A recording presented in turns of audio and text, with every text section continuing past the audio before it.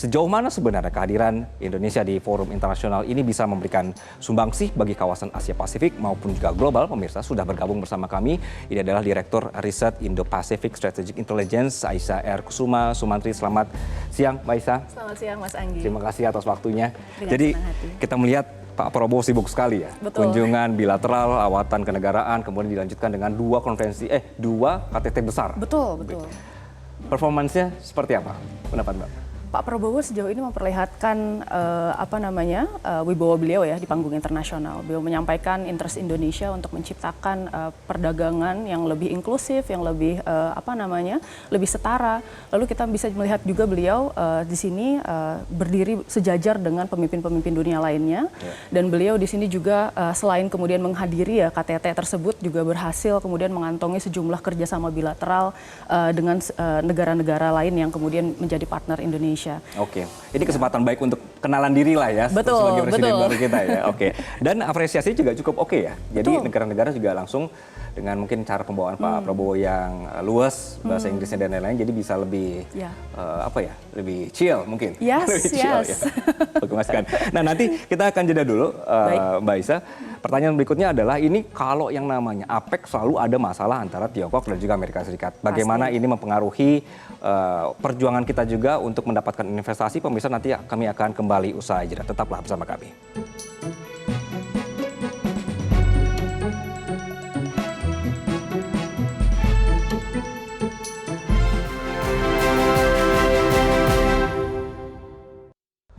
Baik pemirsa, kami lanjutkan. Mbak, jadikan kita melihat dan tidak bisa dipungkiri rivalitas Amerika dan Tiongkok. Betul. Di APEC atau di OIC lainnya begitu ya.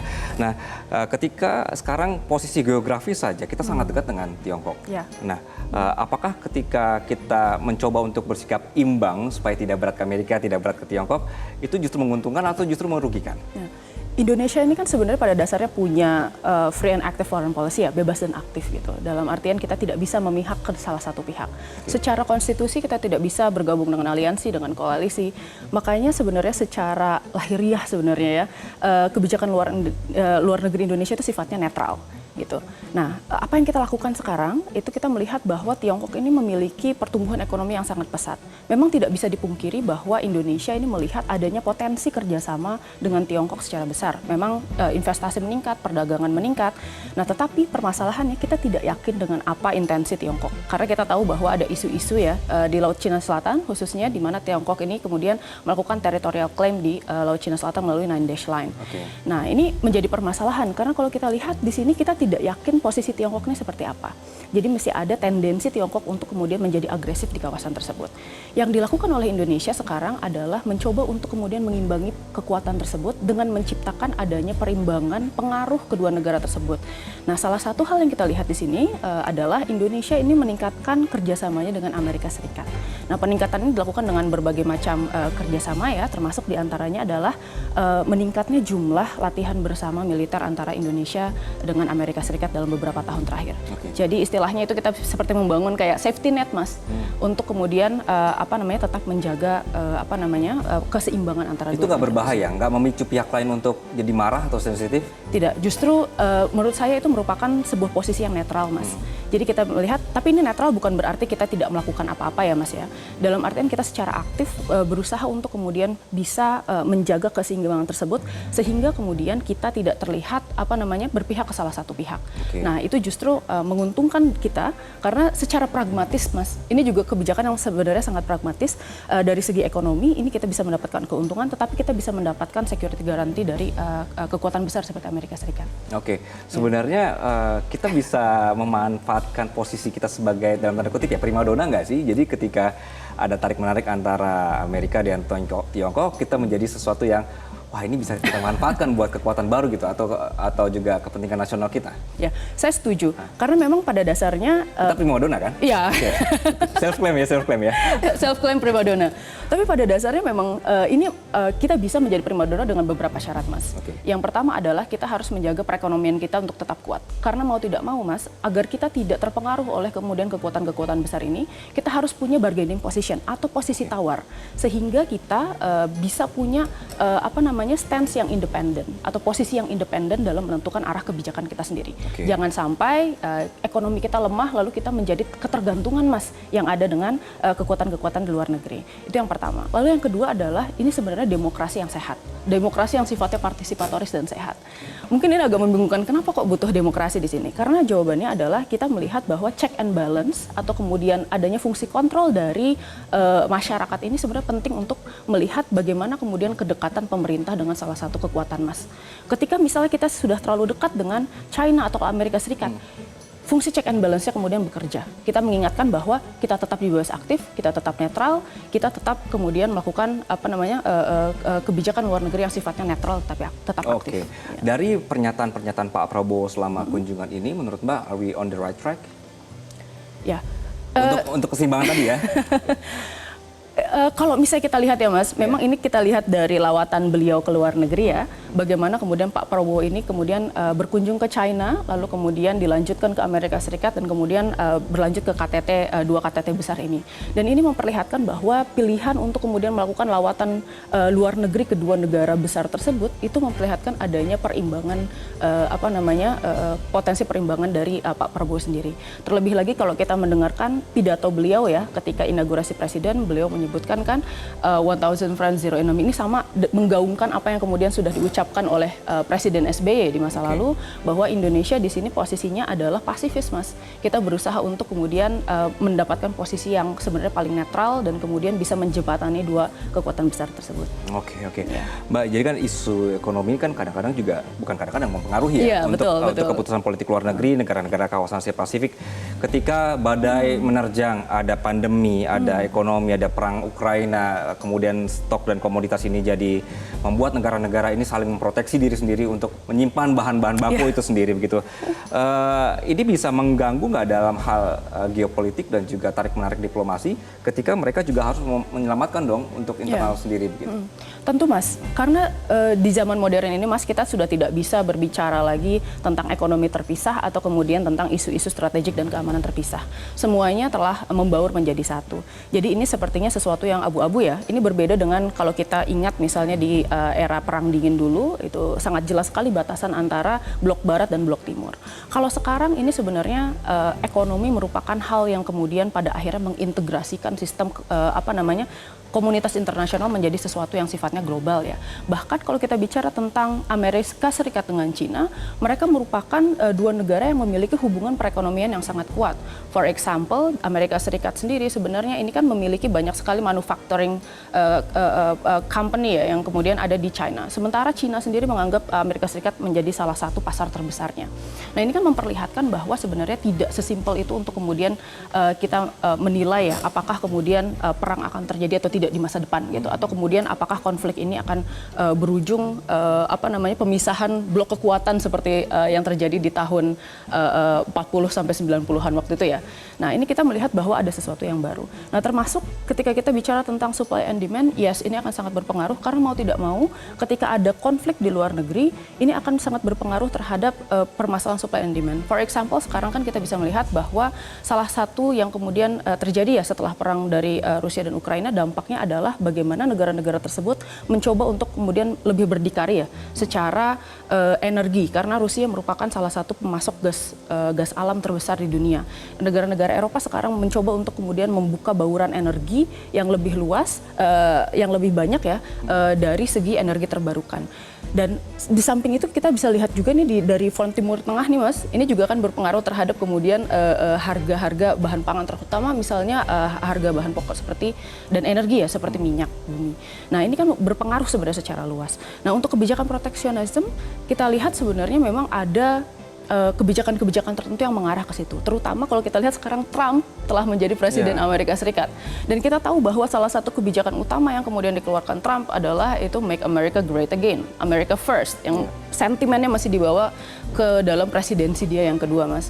Dan salah satu hal yang kemudian diupayakan sekarang oleh Amerika Serikat adalah dia mengembalikan seluruh proses manufakturnya ke dalam negeri. Tetapi itu saya rasa sebenarnya apakah realistis? Saya rasa tidak gitu. Jadi meskipun ada sentimen ya untuk kemudian menjadi lebih proteksionisme, mau tidak mau memang negara-negara ini tetap memiliki interdependence ya atau saling ketergantungan satu sama lain. Oke. Indonesia sendiri bagaimana? Apakah memang kita seharusnya memang memproteksi diri sendiri mengikuti gaya Trump, kemudian juga sambil melakukan diplomasi lanjutan begitu? Sebenarnya kalau misalnya dibilang apakah proteksionisme menguntungkan atau tidak, to some extent Mas, ada positifnya ya. Tetapi kita harus lihat konteksnya dulu. Seperti misalnya kita menghadapi protectionism policy ya terhadap misalnya predatory pricing. Itu kan sebenarnya merugikan kebijakan-kebijakan yang ada di dalam negeri ya. Dan kemudian UMKM lokal yang kecil dan menengah itu kan sebenarnya dirugikan oleh kebijakan tersebut. Tetapi secara umum saya kira kalau misalnya kita bicara tentang ekonomi makro, kita mengalami kebijakan yang lebih proteksionisme, saya rasa sebenarnya tidak ada negara yang kemudian bisa bertahan sendiri ya Mas ya. Kita harus terbuka terhadap kemudian dinamika perekonomian global ya yang saat ini makin terintegrasi dan saling tergantung bahkan Mas, bukan ketergantungan satu sama lain. Saya kira sebenarnya Pak Prabowo ya dengan kemudian beliau menjalin kerjasama bilateral lalu kemudian mendatangi KTT di APEC dan G20 ini merupakan salah satu langkah beliau untuk menunjukkan bahwa Indonesia memiliki peran aktif di dunia internasional dan very open to cooperation ya, kerjasama di masa depan. Bicara soal peran aktif Indonesia juga, Indonesia kemarin dari Pak Prabowo menyebutkan atau dari Indonesia menyebutkan mengajukan perdagangan yang fair. Ini baik di KTT atau G20. Mengajukan perdagangan yang fair dan kita rombak WTO supaya lebih fair gitu ya, lebih terbuka. Ini angan-angan atau realistis? Menurut saya mungkin ini angan-angan yang mungkin ya Mas ya, semoga bisa tercapai. Karena kan ini sebenarnya sentimen yang kemudian dibawa oleh Global South ya Mas ya. Kalau kita lihat sebenarnya ini sama dengan apa yang kemudian digaungkan oleh kemudian Brazil atau kemudian negara-negara lain ya, yang pada akhirnya memperjuangkan adanya a fairer trade between negara-negara yang kemudian besar dengan kemudian negara-negara yang menengah dan kecil. Dan ini memperlihatkan bahwa sebenarnya ada keinginan untuk kemudian bisa bekerja sama lebih lanjut dengan negara-negara tersebut ya, dan bagaimana caranya agar kemudian Indonesia ini bisa mendapatkan posisi yang kemudian saling menguntungkan. Jadi tidak hanya kita dependent atau tadi ya ketergantungan dengan negara lain, tetapi sifatnya itu bisa interdependent. Jadi saling tergantung sama satu sama lain sehingga kita bisa menghasilkan hubungan bilateral yang sifatnya saling membangun Mas. Jadi bukan hanya kita yang kemudian dieksploitasi oleh luar negeri, tetapi kita partner yang setara dan kemudian bisa saling membangun satu sama lain. Tapi faktanya Mbak Aisah non-binding. Apapun kebijakan dan keputusan dari APEC begitu ya, nggak bisa mengikat. Itulah Mas. Memang pada dasarnya APEC ini kan dia organisasi yang sifatnya intergovernmental ya Mas ya. Jadi seluruh keputusan meskipun ya hasil dari kemudian pertemuan-pertemuan APEC ini kan sebenarnya perjanjiannya harus disepakati oleh 21 negara. Tetapi pada saat pelaksanaannya memang kelemahan dari APEC dan organisasi-organisasi ini adalah memang tidak ada mekanisme tertentu yang memastikan bahwa hasil dari kemudian pertemuan APEC ini diimplementasikan di level internasional. Makanya mungkin ini tergantung dengan pemerintah kita sendiri Mas. Apakah kemudian kita berkomitmen untuk kemudian menjalankan seluruh kerjasama dan kemudian komitmen yang sudah dibangun di APEC atau tidak. Tetapi kan kita bicara tentang sesuatu kalau secara realistis ya Mas, hal-hal yang kemudian perlu kita lihat adalah bagaimana kondisi domestik kita. Apakah kita sudah siap atau belum? Apakah kita kemudian orang-orang di dalam negeri ini bisa kemudian berkomitmen dalam tingkatan tersebut ya untuk kemudian bisa mengimplementasikannya. Ini tergantung dengan kemudian pemerintah kita dan kemudian kepemimpinan Pak Prabowo untuk kemudian melihat apakah ya kita sudah siap untuk kemudian mengimplementasikan hal tersebut. Ini yang menjadi perjuangan Pak Prabowo ya. Betul. Dengan mengusulkan adanya perdagangan yang fair dan juga mereformasi WTO. Pemirsa, kami akan kembali usai jeda. Kami akan membahas berkenaan dengan setelah APEC lalu Pak Prabowo ini berkumpul dengan negara-negara G20. Apa yang bisa kita lihat dari pertemuan ini saat lagi.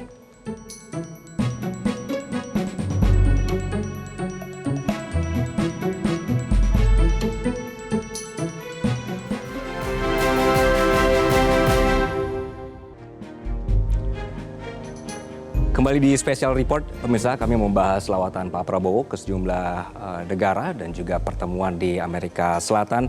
Tadi sudah membahas soal APEC ya Mbak Isa. Kita akan bergeser ke G20. Presiden juga mengikuti pertemuan tinggi G20 di Brazil. Kelompok ini penting pemirsa karena menghubungkan negara-negara maju dengan negara-negara berkembang dengan cakupan dampak kebijakan yang seharusnya lebih besar dan juga peserta yang lebih besar begitu. Mbak, ini kan G20 kerap sulit mencapai kesepakatan atau konsensus karena beda kepentingan antara Amerika, Tiongkok plus Rusia begitu. Apalagi dengan gaya Trump yang jadi presiden yang baru ini tentu akan lebih agresif lagi. Bagaimana panggung G20 ini bisa dimaksimalkan Indonesia untuk bisa mendorong solusi? Sebenarnya kalau kita lihat di sini, Indonesia ini kan posisinya sebagai salah satu negara Global South ya Mas ya, negara berkembang. Dan kita bisa melihat bahwa ini merupakan salah satu sarana kita untuk kemudian berjejaring dengan negara-negara lain yang kemudian merupakan ekonomi 20 besar di dunia ya.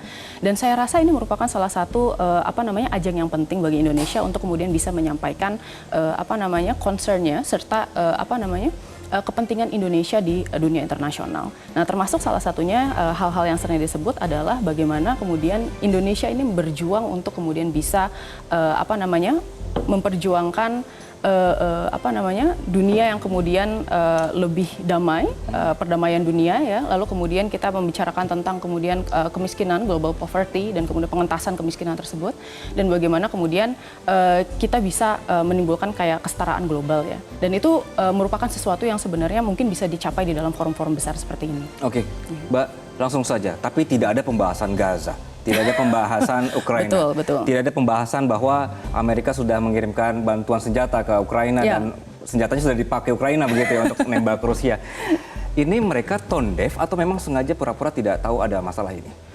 Sebenarnya Mas, kalau kita lihat ya, permasalahan geopolitik ini kan sebenarnya terus berjalan ya, meskipun ada KTT ini. Sebenarnya diskusinya bukan tidak ada, tetapi memang diskusinya kemudian muncul, naik ke permukaan, tetapi memang tidak menghasilkan sesuatu yang konkret Mas.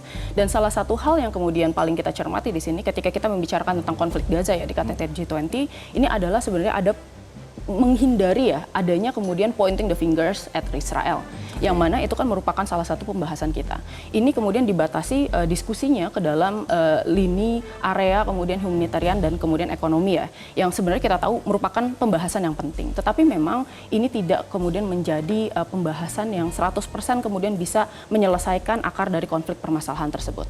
Makanya menurut saya memang ini agak sulit ya Mas untuk kemudian kita lihat apakah kemudian G20 ini bisa menghasilkan kemudian keputusan konkret ya terkait permasalahan global konflik ini, terutama ketika kita tahu ini seperti sweeping under the rug atau kemudian ini kita pura-pura bahwa kemudian permasalahannya itu seperti tidak ada. Jadi tidak komplit sebenarnya pembahasannya di situ. Oke, jadi apa gunanya dong Antonio Guterres datang ke Amerika Selatan gitu kan, kemudian bilang ayo dong G20 ini ngelit gitu ya negara-negara untuk masalah Gaza. Jadi ini percuma aja atau?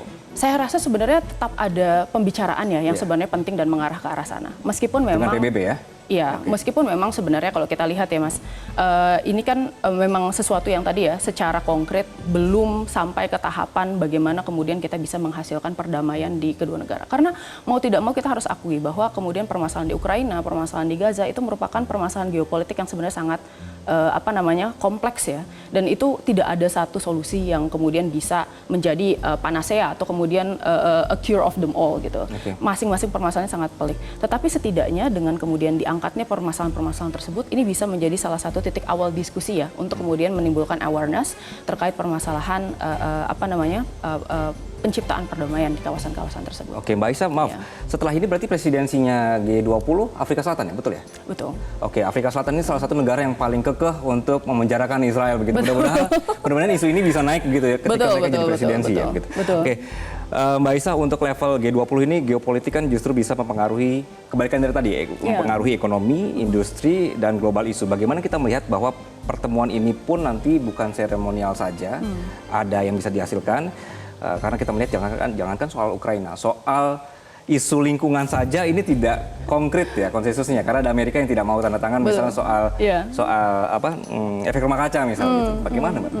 Sebenarnya agak sulit ya Mas ya untuk kemudian memastikan, karena seperti yang sebenarnya sama dengan APEC, ini merupakan sesuatu yang sifatnya intergovernmental. Jadi ketika non-binding agreement dan ketika kita lihat di situ non-binding ini artinya sebenarnya ketika sudah disepakati ya Mas, belum tentu kemudian ini diterapkan masing-masing oleh negaranya, dan ini adalah tergantung dari bagaimana kemudian negara-negara tersebut mensikapi ya dan menindaklanjuti. Nah, permasalahannya di sini adalah kan pertanyaannya bagaimana kemudian kita sebagai anggota G20 yang sudah memiliki keputusan-keputusan yang dan kemudian hasil dari KTT yang sangat kemudian baik ini, bagaimana caranya agar kita bisa mengimplementasikan hal tersebut di dalam negeri. Tadi jawabannya adalah kemudian komitmen dari kemudian seluruh bagian pemerintah untuk kemudian bisa mengamini ya dan kemudian mengimplementasikan apa yang kemudian dihasilkan oleh G20. Which is itu merupakan sesuatu yang sulit positif ya seperti Mbak Isa ya. Berusaha untuk positif.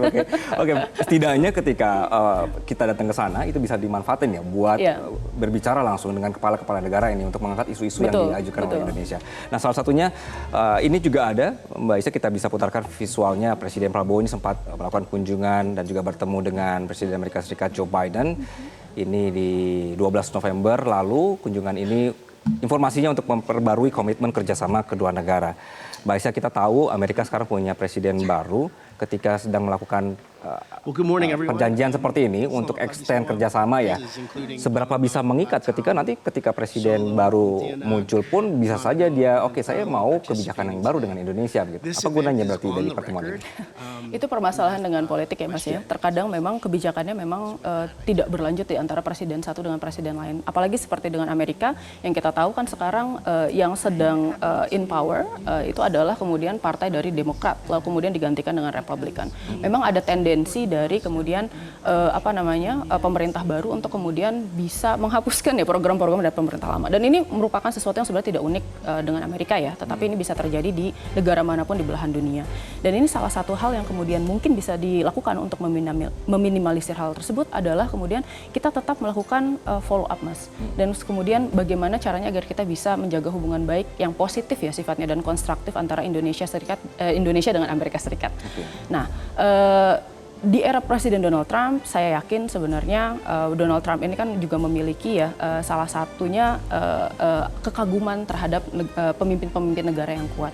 Dan saya rasa Pak Prabowo ini merupakan salah satu sosok yang kemudian pemimpin yang strong leadership, lalu kemudian backgroundnya juga dari background militer ya, beliau pernah pengalaman di militer dan kemudian menjadi Menteri Pertahanan. Dan saya rasa, saya berharap ya kemudian Pak Prabowo ini bisa melanjutkan ya hubungan bilateral tersebut dengan Presiden Trump setelah ini. Oke. Pak Prabowo ini concern soal perbaikan alutsista gitu. Kesempatan ini bisa dimanfaatkankah untuk perbaikan kerjasama dengan Lockheed Martin kah atau dengan Amerika Serikat begitu? Ya, pasti bisa sekali Mas. Karena kalau misalnya kita lihat Mas, kami sekarang sedang melakukan riset Mas terkait diversifikasi alutsista, dan sampai saat ini pemasok senjata terbesar untuk kemudian alutsista Indonesia itu masih Amerika Serikat. Gitu. Dan bisa kita lihat sebenarnya dari kekuatan ya itu juga mereka sudah battle proven, yang artinya memang teknologinya sudah teruji di medan perang. Nah, mungkin ya ini menjadi salah satu jendela baru ya bagi Indonesia untuk kemudian bisa melakukan kerjasama alutsista dengan mereka. Tetapi yang perlu kita pertimbangkan Mas, ini rata-rata Amerika Serikat ini juga memiliki concern secara politik ya. Kalau kita bicara tentang kemudian pengadaan senjata, khususnya karena kita ini sebenarnya pihak yang sebenarnya cukup netral di dunia internasional. Kita bukan aliansi Amerika Serikat, dan secara politik pun sebenarnya tadi ya Mas, kita kan sebenarnya bebas aktif. Nah, Amerika Serikat ini rata-rata kemudian mereka pasti punya batasan politik terkait teknologi mana yang kemudian bisa diberikan kepada Indonesia dan yang mana yang tidak gitu. Jadi kita pun harus pintar-pintar Mas mendiversifikasi ya dan mengisi kekurangan tersebut. Supaya adil, dari Amerika kita bergeser ke Tiongkok. Baik. Visual, kalau misalnya ada boleh ditampilkan visual antara pertemuan dengan Xi Jinping.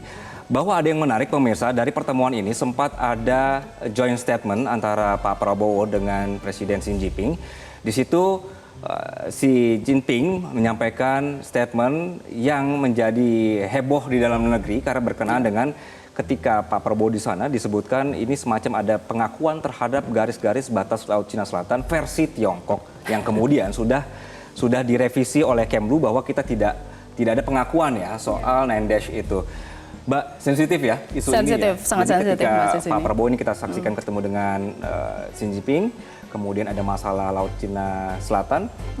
Bagaimana seharusnya kita bersikap soal kawasan ini, Mbak? Karena salah sedikit saja bisa ribut juga dengan tetangga-tetangga ya. Betul.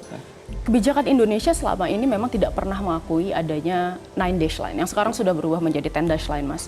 Dan Indonesia selama ini melakukan pendekatan dengan Tiongkok itu sangat berhati-hati ya terkait isu klaim teritorial ini. Karena pada dasarnya Tiongkok ini melakukan klaim teritorial di kawasan Laut Cina Selatan itu berdasarkan historical claim, yang mana ini tidak diakui di dalam dunia internasional. Berbeda dengan Indonesia yang sebenarnya selama ini kita patuh terhadap UNCLOS, Mas. Jadi hukum laut internasional di bidang kelautan ya. Dan ini sebenarnya merupakan salah satu hal yang kemudian menarik ketika kemarin ada joint statement, lalu kemudian ada kalimat memang overlapping claim between the two states. Dan ini menjadi permasalahan karena selama ini memang Indonesia itu tidak pernah kemudian mengakui adanya overlapping claim tersebut gitu. Oke. Ya. Baik. Jadi serem ya. Jadi ketika salah bahasa, bukan salah bahasa sebenarnya, bahasanya sudah benar, tapi mungkin ini di situasinya kurang tepat atau juga bisa dimanfaatkan, mungkin jadi seperti seakan-akan pengakuan. Oke, Mbak Aisyah, terima kasih atas perspektifnya di siang hari ini. Terima kasih sudah penjelasan berkenaan dengan diplomasi dan apa yang terjadi di dunia internasional. Semoga sekali lagi apa yang menjadi lawatan Pak Presiden ini bisa membawa sesuatu untuk negeri ini. Terima kasih Mbak Aisyah sekali lagi. Terima kasih banyak. Jelajahi cara baru mendapatkan informasi. Download Metro TV Extend sekarang.